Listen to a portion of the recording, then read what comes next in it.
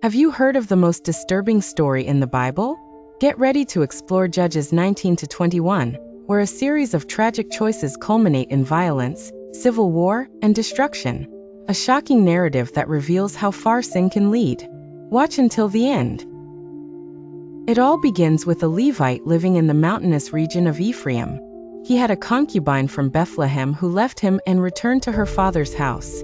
After 4 months, the Levite decides to go after her, aiming to bring her back, initiating an unexpectedly dark journey. The Levite arrives at his father-in-law's house and is warmly welcomed. However, the father-in-law insists on keeping him for several days. On the 5th day, the Levite departs with his concubine and servant. The journey heads north but soon takes an unexpected turn as they avoid Jerusalem and head to Gibeah. Gibeah belonged to the tribe of Benjamin. Arriving there at dusk, no one welcomes them until an elderly man, also a foreigner, invites them to spend the night at his home. Everything seemed calm, but as night falls, horror begins to approach. Men from the city, wicked and immoral, surround the house and demand that the Levite be handed over to them for abuse.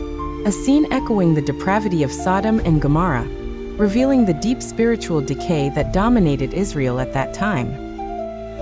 To protect the Levite, the owner of the house proposes something unthinkable. He offers his virgin daughter and the Levite's concubine to the aggressors. A cowardly choice that shows how far the moral blindness of a people who have turned away from God and justice can go. Something terrible was about to happen. The concubine is handed over to the men of the city, who brutally abuse her throughout the night.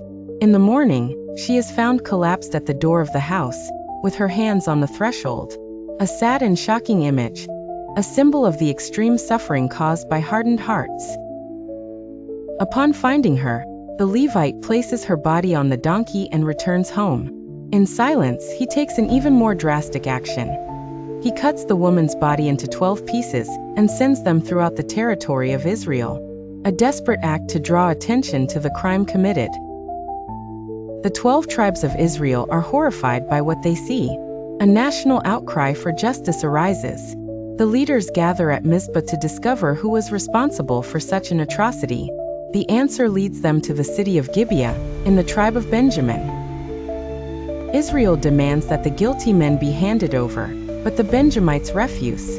Instead, they prepare for war, defending their fellow tribesmen. Injustice is protected, and the quest for justice leads the people to one of the bloodiest wars in Israel's history.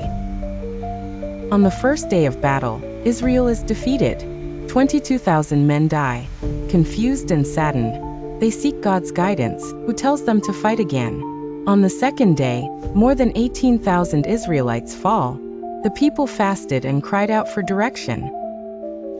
On the third day, Israel sets an ambush against Gibeah. The city is surrounded and destroyed. Almost the entire tribe of Benjamin is exterminated, leaving only 600 men who flee to the desert of Rimmon. The victory came at a high and irreparable cost. Sadness overtakes the people. They weep before the Lord for almost having destroyed one of the 12 tribes of Israel. They realize that in their quest for justice, they were led by fury and a desire for revenge.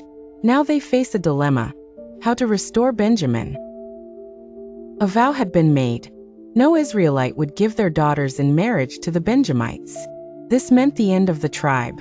So they decide to attack Jabesh Gilead, a city that did not participate in the meeting, killing its inhabitants and sparing only the young virgins.